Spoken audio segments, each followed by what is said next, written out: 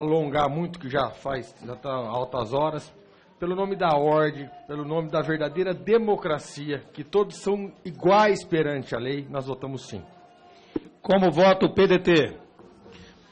Senhor presidente, senhoras e senhores parlamentares, eu já dou a Vossa Excelência também o tempo de líder que o senhor solicitou, já pode incluir no seu tempo. São 5 minutos. 5 minutos. Eu talvez não use tudo isso, presidente, mas o que eu quero, nesse momento aqui, é reafirmar a convicção que tenho e que me alimenta muito, de que nós precisamos construir nessa casa um caminho de equilíbrio, de maturidade, de responsabilidade. Deputado Osmar Serralho, eu estou aqui no 4º mandato e vejo esse tema aqui ser de forma renitente, debatido, discutido, falado, questionado, brigado, com contraponto, mas absolutamente sem nenhum encaminhamento de solução. Um empurrando com o outro, um empurrando para o outro, empurrando com a barriga e, no fundo, alimentando briga de índios com brancos e de brancos com índios. E o governo, e os governos têm assistido no trem da história passar. E acho que é hora de nós tomarmos uma posição absolutamente equilibrada. Eu fiz uma pesquisa e concluí nos últimos 20 anos, quem mais demarcou terra nesse país para os índios foi o Collor. Fernando Collor de Mello, que ficou na presidência, sei lá, 1 ano e pouco. Não foi o Itamar que veio depois. Não foi o Itamar. Não tinha sido nem antes o Sarney. Absolutamente não foi o Fernando Henrique Cardoso, que ficou 8 anos. Não foi o presidente Lula, que ficou lá 8 anos, inclusive com o meu apoio. Não é, e não foi, e não é a presidente Dilma quem mais demarcou.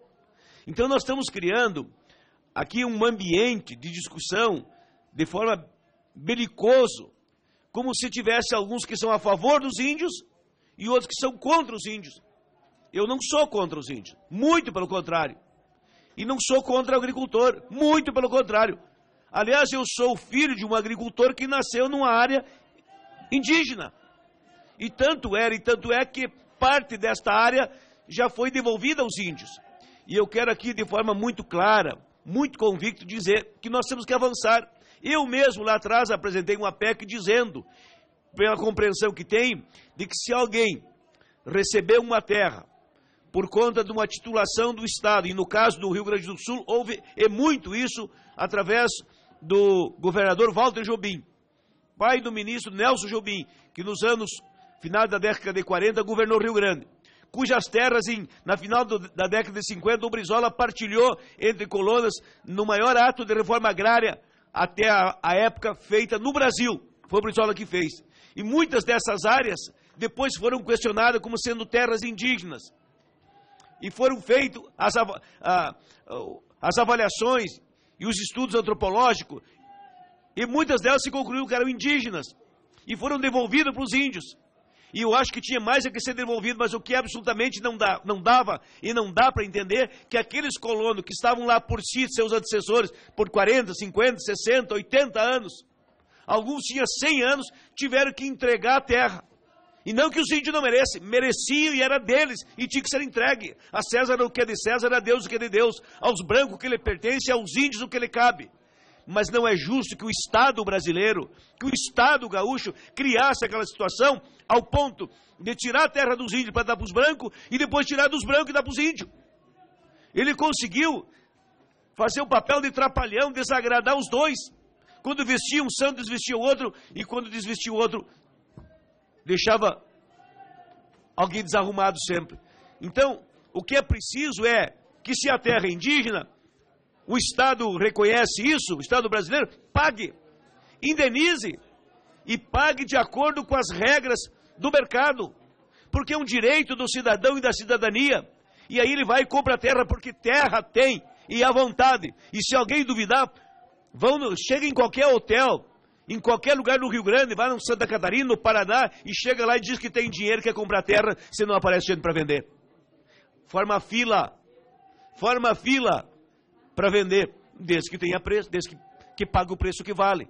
Então, este equilíbrio é que se impõe, e essa necessidade é que nós estamos aqui deixando muito claro que seja construída aqui. Por isso que nós estamos avançando, deputado Zumar Serralho, nesta PEC. Ela não é o ideal.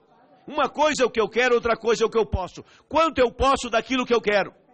O ideal são os nossos sonhos, é o imaginário, são os nossos desejos, e eu desejo muito mais do quanto posso, mas não vou deixar de querer, não vou deixar de sonhar, de imaginar, de desejar, de lutar.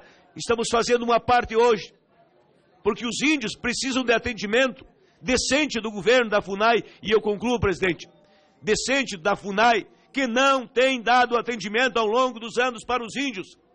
Para concluir, deputado. Eu concluo, presidente, mais fala do que faz. Então nós vamos ter uma PEC que regule, porque como dizia, encerro assim, dizendo Honório Lemes, lutador gaúcho, por que lutas tanto? Porque quero leis que regulem homens e não homens que regulem leis.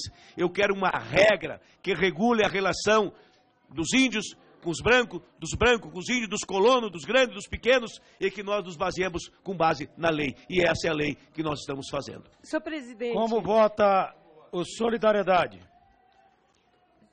Como vota o PSC? Como vota o PCdoB? O meu voto é sim, né, presidente? O PSC, pela dignidade do povo trabalhador rural e pela justiça dos índios, PSC encaminha sim. Como vota o PCdoB?